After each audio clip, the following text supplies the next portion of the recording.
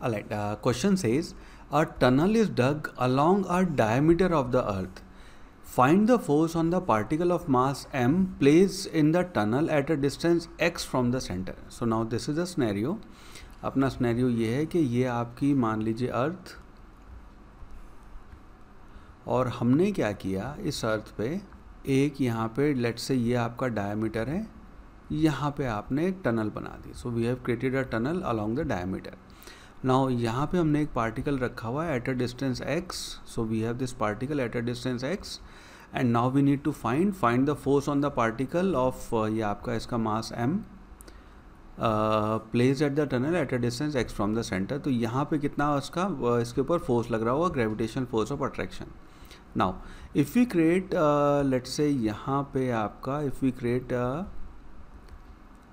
Small sphere of let's say radius x.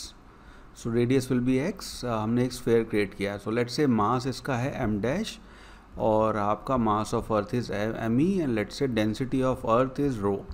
So in that case we can say density of earth will be equal to mass of earth divided by volume of earth. So this will be equal to mass of earth me divided by volume. So we will consider earth to be a perfect sphere.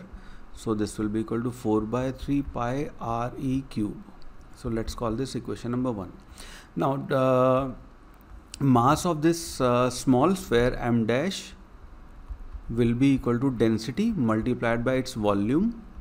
So that will be equal to density multiplied by its volume will be equal to 4 by 3 pi x cube. So which implies m dash will be equal to, now if you put value of density, हम density की value अगर यहाँ रख दें, so this will be equal to me cube divided me divided by 4 by 3 pi r cube multiplied by 4 by 3 pi x cube. So यहाँ से आपका 4 by 3 will get cancelled. सो आपका m डैश जो मास है वो आ गया आपका x cube divided by r cube multiplied by me. So let's call this equation number 2. ये आपका मास हो गया. नाउ इस पार्टिकल के ऊपर जो फोर्स होएगा इस पार्टिकल के ऊपर, क्योंकि ये आपका सॉलिड आपका ये जो सॉलिड स्फेयर है, जो इसके ऊपर एक्स्ट्रा बाहर की तरफ मास है उसकी वजह से फोर्स नहीं लगेगा. अंदर वाले मास की वजह से m डैश की वजह से इसके ऊपर फोर्स यहाँ पे अप्लाई होएगा, बिकॉज बाहर वाले की वजह से अंदर आपकी ग्रेविटेशन फील्ड की वैल्यू ज़ीरो होएगी.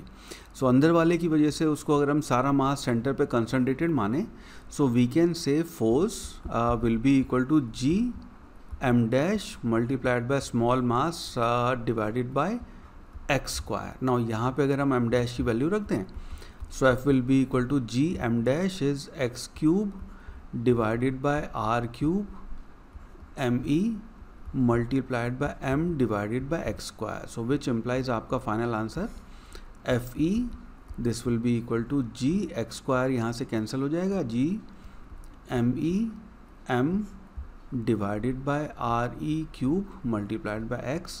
ये आपका फोर्स की वैल्यू हो जाएगी, बिकॉज आपका जो इनर स्फेयर है वो इसके ऊपर आपका फोर्स ऑफ अट्रैक्शन वो यहाँ पे अप्लाई कर रहा होगा. Because of that we will get this value of the force on this particular mass. ठीक है.